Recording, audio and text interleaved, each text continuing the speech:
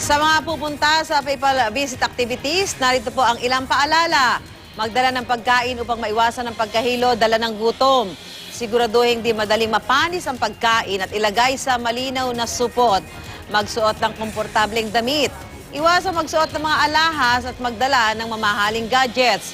Huwag magkalat. Iwanan ng pinagkainan sa pinaglagyang supot at itapon sa basurahan. Ang basurang nakakalat ay maaaring magdulot ng aksidente. Huwag umihi kung saan gumamit ng portalet. Kung ikaw ay may sakit o kapansanan, siguraduhin may kasama. Magbaon ng gamot kung ikaw ay high blood o diabetic.